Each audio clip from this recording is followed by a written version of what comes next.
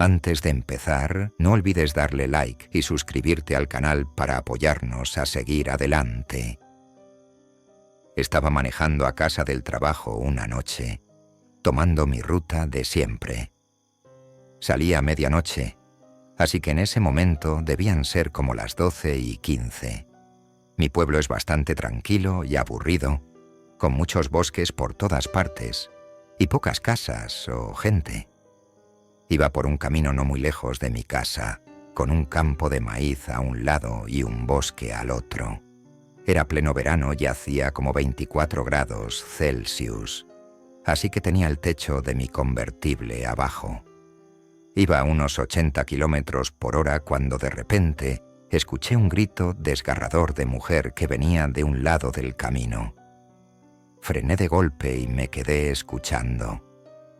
Entonces escuché el llanto de una mujer pidiendo ayuda desde el bosque, a mi izquierda. Me bajé del auto y agarré la porra que tenía en el asiento trasero. Caminé hacia el bosque y grité: «¿Quién está ahí?». De inmediato la mujer respondió: «Por favor, ayúdame». Empecé a correr hacia el bosque, apartando ramas y arbustos del camino. Le grité a la mujer que siguiera gritando para poder encontrarla. Cada 10 segundos, más o menos, ella gritaba: «¡Ayuda!».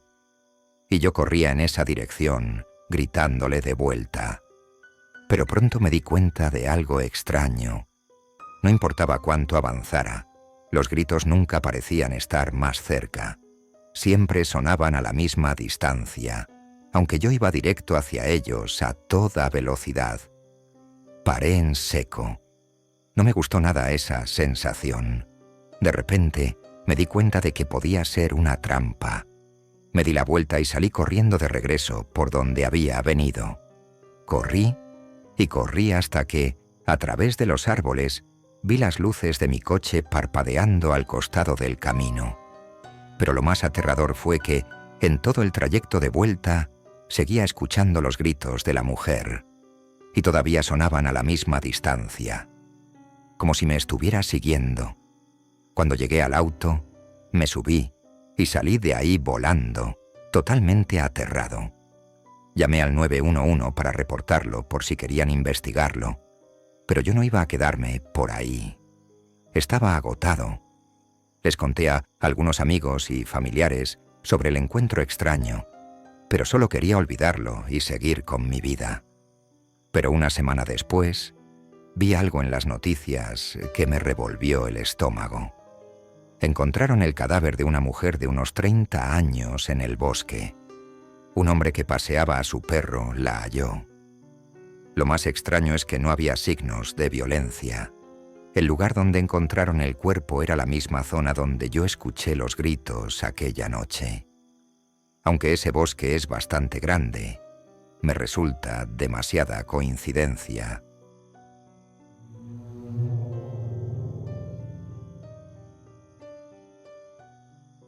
Estaba manejando desde Brooklyn hasta Vermont para pasar el fin de semana haciendo snowboard en la cabaña de mi amigo John. En ese entonces tenía 2 autos, un BMW Serie 3 del 2013 y una Ford F-150 del 2006, que era la que estaba manejando esa noche. Llevaba mi equipo de snowboard en la parte trasera de la camioneta. Ya estaba a unos 45 minutos de la cabaña de mi amigo. Era tarde, como la 1 de la mañana. El camino estaba completamente oscuro y nevaba. No había prácticamente nadie más en la carretera a esa hora. Solo yo. Hacía poco que había sacado la camioneta del mecánico, pero siempre tenía problemas con ella, y esa noche no fue la excepción. En el peor momento posible, en una carretera completamente solitaria y oscura, de repente el motor comenzó a sobrecalentarse hasta el nivel máximo. Reduje la velocidad y me orillé para esperar a que se enfriara. Cuando volví a arrancar, incluso yendo despacio, la aguja volvió a subir al rojo y el motor se calentó otra vez. Tuve que detenerme y apagar la camioneta. Me bajé para revisar el motor, pero con la oscuridad y la nieve no pude hacer nada. Intenté llamar a John, pero en esa carretera no tenía señal con T-Mobile. Ni siquiera podía pedir ayuda. En ese momento me sentí jodido. Regresé a la camioneta para encenderla de nuevo y al menos esperar con la calefacción prendida. Me di cuenta de que, mientras estaba en ralentí, no se sobrecalentaba. Intenté manejar una vez más, pero pasó lo mismo, así que tuve que detenerme de nuevo. Después de esperar unos 10 minutos, finalmente, pasó un auto. Tenía las luces de emergencia encendidas y abrí la puerta para hacerle señas con los brazos. El auto, un Toyota pequeño, se detuvo. El conductor bajó la ventanilla y le agradecí por detenerse. Le pedí prestado su teléfono y me preguntó qué había pasado. Le expliqué que mi camioneta estaba sobrecalentándose y que no podía manejarla. Entonces me preguntó si estaba solo. Me quedé en silencio un segundo y luego le respondí que sí. Sacó su celular y me lo pasó. Debía ser alguien local porque tenía señal. Llamé a John y le conté lo que estaba pasando. Me dijo que llamara a una grúa y que él iría a buscarme. Le di mi ubicación exacta y después llamé a la grúa. Durante ambas llamadas, el tipo del auto me miraba fijamente todo el tiempo. Traté de no hacer contacto visual. Cuando terminé, le devolví su celular y le agradecí. Él solo dijo, de nada. Subió su ventana y siguió manejando por el camino nevado, perdiéndose en la oscuridad. Me quedé viéndolo hasta que sus luces traseras desaparecieron por completo detrás de una colina. Volví a meterme en mi camioneta y apagué las luces por un segundo, solo para ver qué tan oscuro estaba afuera. Y cuando digo que no se veía absolutamente nada, no estoy exagerando. Era una oscuridad total. Me quedé esperando sin mucho que hacer, ya que no tenía internet. Terminé jugando en mi celular durante unos 20 minutos, hasta que de repente... ¡Bum! Alguien golpeó la ventana del lado del pasajero. Salté del susto y miré hacia la ventana, pero no podía ver bien a la persona porque estaba demasiado oscuro. Apenas se distinguía una figura con un abrigo negro grande y la capucha puesta. Un hombre comenzó a gritar, pidiéndome ayuda desesperadamente. Me decía que abriera la puerta porque se estaba congelando. Intentó abrir la puerta por su cuenta, pero estaba cerrada. Encendí la linterna del celular para verlo mejor, pero solo logré distinguir su silueta. Le grité, ¿qué pasa? Y me respondió que estaba perdido y varado en medio del frío. No me dio confianza.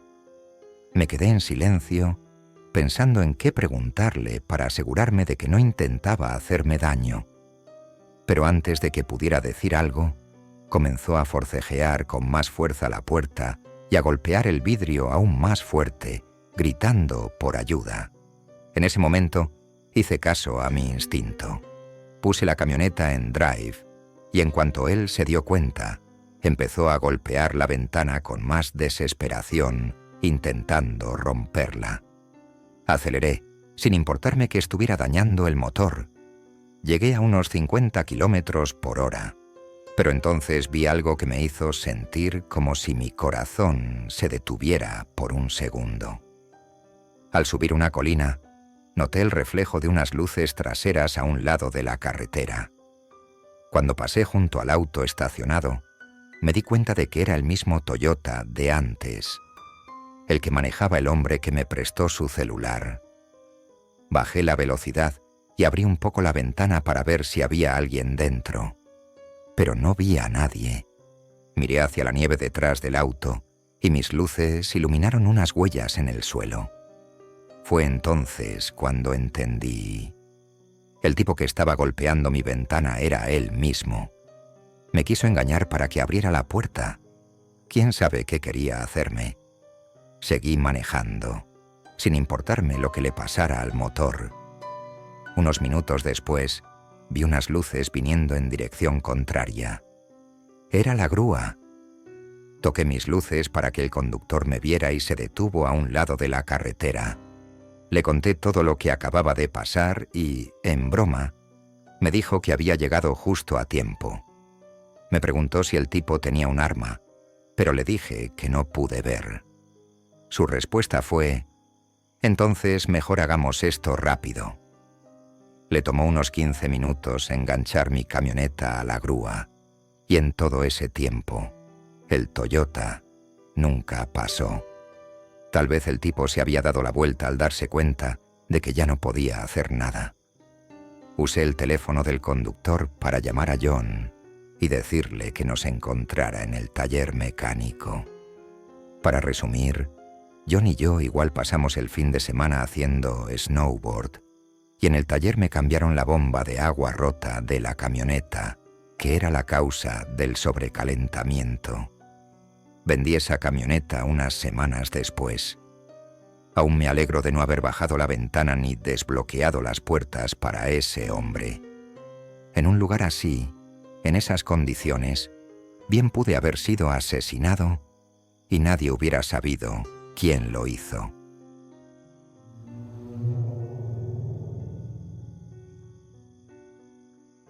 Tuve mi primera novia a los 17.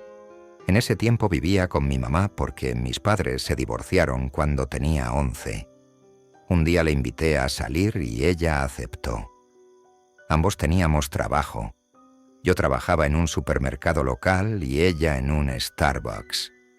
Trabajábamos en el turno de día y también estábamos en el último año de secundaria. La razón por la que la invité a salir ese día fue porque era viernes y casi no teníamos tarea. Después del trabajo, pasé por ella a su casa y fuimos a un pequeño restaurante a 10 minutos de la mía, porque en ese momento no podía pagar algo mejor. Comimos y luego fuimos a su casa a pasar el rato. Para ese entonces ya era de noche. Se quejó de que nuestra cita había sido muy corta y le dije que no podía llevarla a otro lugar que costara dinero. Al final, acordamos dar una vuelta en auto por la noche. Manejamos por la ciudad y luego tomamos un camino solitario en el bosque. En un punto, el pavimento terminó y seguimos por un camino de tierra. De repente, me dieron muchas ganas de orinar. Se lo dije a mi novia y ella también tenía ganas. Así que nos orillamos y bajamos del auto. Justo al salir, un olor horrible e indescriptible nos golpeó.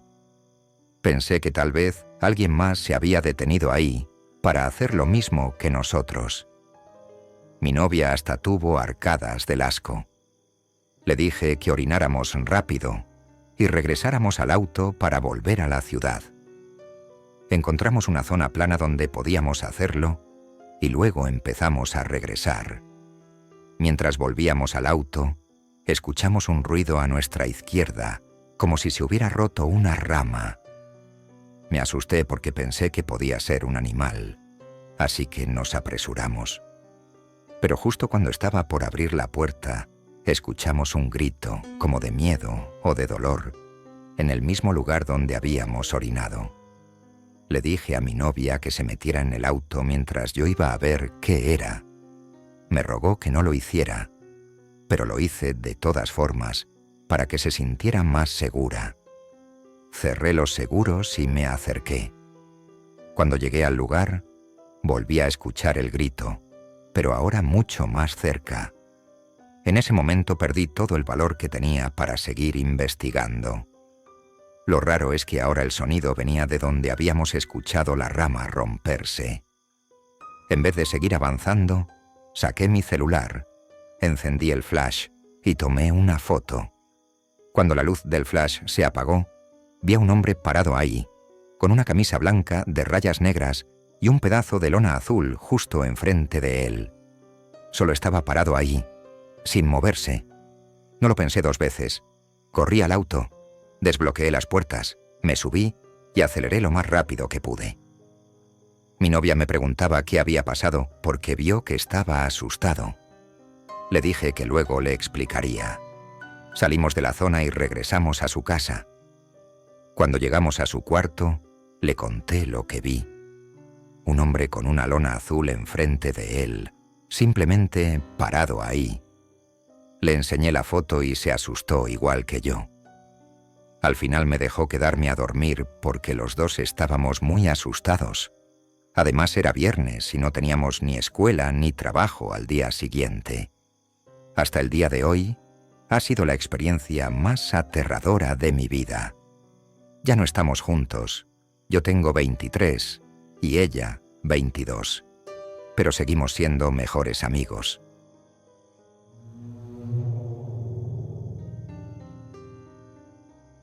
Era a finales del verano de 2011. Yo tenía casi 19 años y estaba pasando el rato con mi mejor amigo, que era unos años menor que yo. Vivimos en una zona súper rural del suroeste de Virginia, como a 15 minutos de Mount Airy, Carolina del Norte.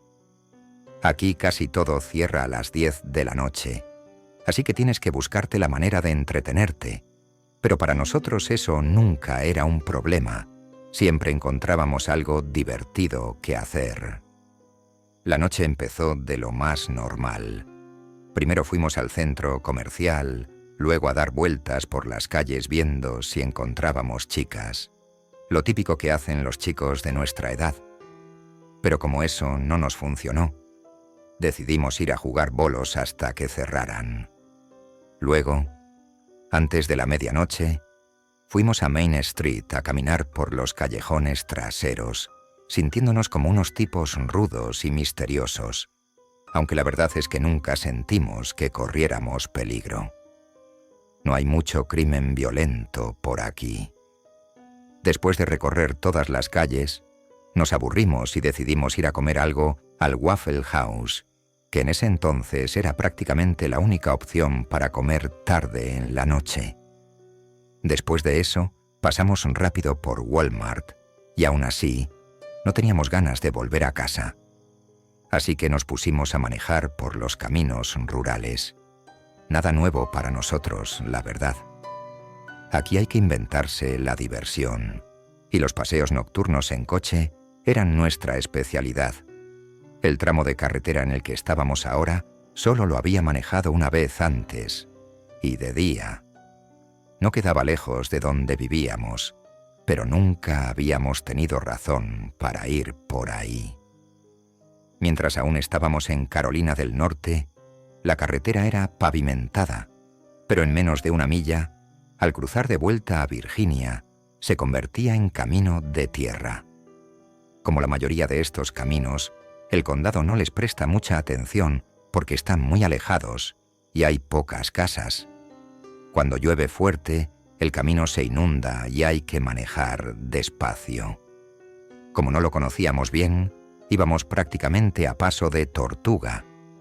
A esa hora las carreteras por aquí están casi vacías. Solo había unas pocas casas en ese camino. Así que estábamos seguros de que no veríamos a nadie más. El camino estaba rodeado de árboles y pasaba por la base de una montaña pequeña. De noche, era fácil pasar por ahí sin notar ninguna casa, hasta que de reojo vimos una luz encendida. Miramos y notamos a un hombre parado bajo la luz de su porche. No podíamos distinguirle la cara, pero sí notamos que nos estaba mirando fijamente, sin moverse, excepto por su cabeza, que nos seguía con la mirada. Nos pusimos tensos, pero tratamos de no pensar demasiado en eso. Asumimos que solo había salido a fumar un cigarro, pero había algo en su actitud que nos incomodaba. Aunque no pasó nada con ese hombre, eso solo era el comienzo de la noche más aterradora de nuestras vidas. Aceleramos un poco porque nos estábamos poniendo nerviosos, pero en cuestión de minutos llegamos al final del camino y volvimos a una carretera pavimentada con la que yo estaba mucho más familiarizado. Sentimos alivio, porque podíamos acelerar y dejar atrás la imagen de ese tipo. Nos gustaba manejar por esa carretera, porque pasaba por la cima de una montaña pequeña y tenía vistas increíbles del pueblo. Después de unos kilómetros, Llegamos al final de la carretera e hicimos otro giro a la derecha para volver a mi casa. Ese camino era más boscoso, pero yo lo conocía de memoria porque había pasado por ahí miles de veces. Cuando nos acercábamos a la autopista principal, vimos algo en la distancia con la luz de los faros. Aquí hay un montón de venados, así que asumimos que era uno y bajamos la velocidad. Pero nos dimos cuenta de que era mucho más blanco que el pelaje de un venado. A veces se ven venados albinos por aquí, así que pensamos que podría ser uno. Pero a medida que nos acercábamos, nos dimos cuenta de que no era un animal, era una persona. Estaba encorvada, de espaldas a nosotros, caminando por el carril izquierdo, en dirección contraria al tráfico, como se supone que debe hacerse. Miré a mi amigo y él preguntó: ¿qué demonios hace alguien caminando a esta hora? Cuando estábamos a unos 50 pies de ella, se giró hacia nosotros y por primera vez vimos su cara. No quiero decir que estuviera en drogas, pero tenía esa pinta. Ojos hundidos con ojeras oscuras, pelo grasiento y piel muy envejecida. No podía adivinar su edad exacta, pero parecía de unos 45 o 50 años. Y eso no era lo peor. De repente, levantó los brazos y empezó a agitarlos frenéticamente mientras corría hacia nosotros. En ese momento, vimos que tenía sangre seca por toda la camisa y los pantalones, y en una de sus manos llevaba lo que parecía un cuchillo grande. No sabíamos qué quería, pero en ese instante se nos quitó por completo la idea de ser unos chicos rudos y valientes. Pisé el acelerador a fondo y no solté hasta que llegamos a la autopista.